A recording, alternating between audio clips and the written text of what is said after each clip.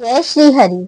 आज हम आपके लिए लेकर आए हैं एक अद्भुत और भावपूर्ण कथा, भक्त वत्सल भगवान विष्णु और उनकी असीम भक्ति भावना की कहानी। ये कथा हमें सिखाती है कि भगवान केवल भक्तों की पुकार ही नहीं सुनते, बल्कि उनके लिए सब कुछ छोड़ सकते हैं। आइए कथा को शुरू करते हैं। एक दिन लक्ष्मी जी भगवान विष्णु को प्रेम पूर्वक भोजन करा रही थी।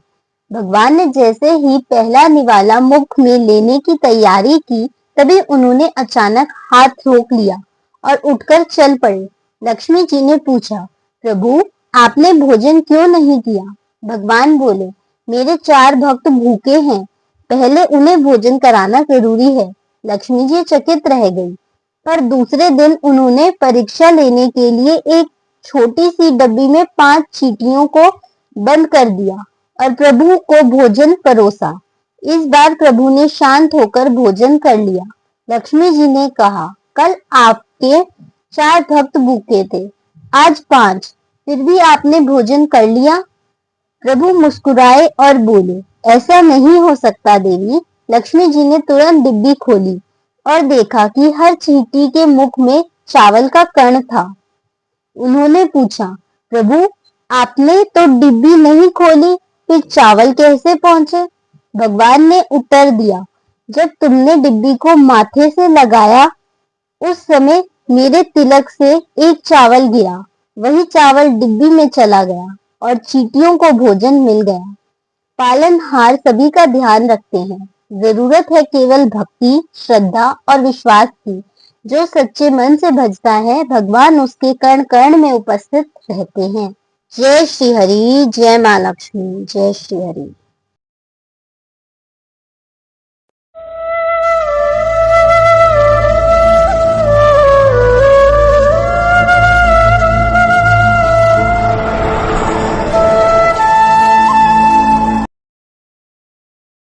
नमस्कार दोस्तों, क्या आप कभी ये सोचते हैं कि हम भगवान श्री कृष्ण की तरह जीवन क्यों नहीं जी सकते? जीवन की चुनौतियों में श्री कृष्ण हमें एक ऐसा मार्ग दिखाते हैं जो धर्म, प्रेम, आनंद और ज्ञान से भरा हुआ है। आज हम जानेंगे गुरुदेव श्री श्री रविशंकर जी के विचारों के माध्यम से कृष्ण की तरह जीवन जीने का रहस्य। भगवान श्री कृष्ण का जन्म अंधकार में हुआ, लेकिन उनका जीवन प्रकाश का प्रतीक बन गया।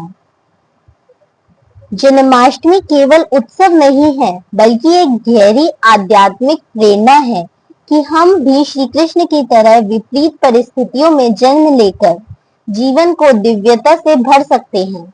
श्री श्री रविशंकर जी कहते हैं, कृष्ण वह है जो अज्ञानता को मिटाते हैं और आनंद के परम स्रोत हैं। कृष्ण के जीवन में अनेक विरोधाभास हैं।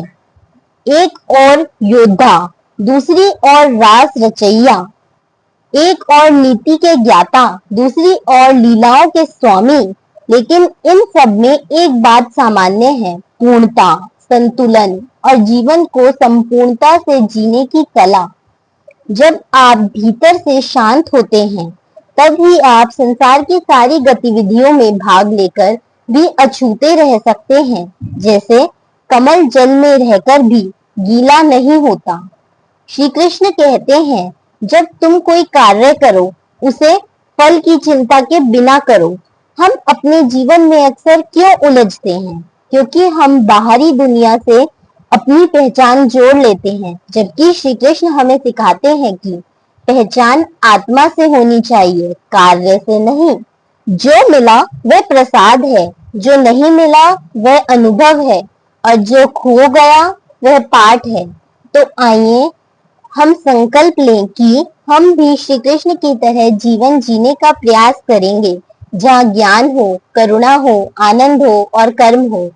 जहाँ हम संघर्ष करें पर मुस्कुराना ना भूलें, जहाँ हम मार्गदर्शक बने पर अहंकार से दूर रहें। जय श्री कृष्ण।